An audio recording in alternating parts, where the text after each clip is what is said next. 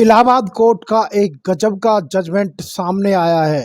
लखन 103 साल के हैं और 43 साल मुकदमा लड़ने के बाद वो बरी हो गए हैं। लखन के खिलाफ 1977 में हत्या का मामला दर्ज हुआ था।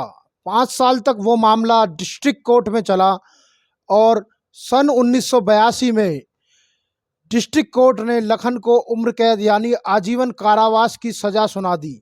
उसके बाद वो जेल में चले गए और 1982 में ही लखन ने हाई कोर्ट में अपनी अपील फाइल किया।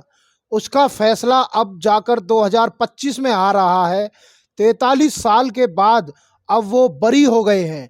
ये तो अच्छा है कि वो जिंदा है और जिंदा रहते हुए अपने आप को बेगुनाह साबित करने में कामयाब हुए। लेकिन इसमें सोचने वाली बात यह है कि जो मुकदमा 3 महीने 6 महीने में ख़त्म किया जा सकता था, उस मुकदमे को 43 साल 48 साल 50 साल खींचने की क्या ज़रूरत थी। मेरी ये शिकायत है देश की न्यायिक व्यवस्था से, सुप्रीम कोर्ट से, हाई कोर्ट से। क्या आपको इतनी शक्ति संविधान के अंदर नहीं दी गई कि आप देश के अंदर जस्टिस विद इन ईयर लागू कर सके?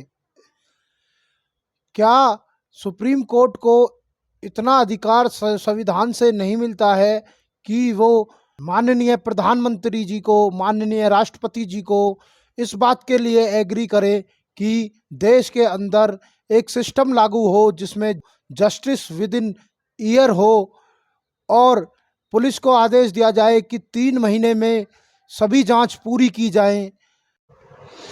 आप अपनी शक्तियों का इस्तेमाल करके झूठी जांच बंद नहीं करा सकते, झूठी गवाही नहीं बंद करा सकते। आप अपनी शक्तियों का इस्तेमाल करके झूठी जांच आप नहीं रोक पा रहे हो। लखन 43 साल बाद सजा काटने के बाद बरी हो गए हैं। उसका मूल कारण है घटिया कानून। संविधान राइट टू जस्टिस कहता है, जस्टिस विद इन ईयर कहता है, संविधान जस्टिस फॉर ऑल कहता है, सब कुछ कहता है, लेकिन दुर्भाग्यवश इस पर कोई चर्चा नहीं हो रही है।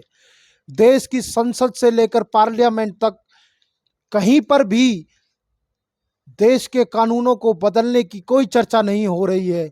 जो कानून पिछले 100 साल से अंग्रेजों के दिए घटिया कानून हमारे देश में लागू हैं, उनको आज समय के साथ बदलने की ज़रूरत है।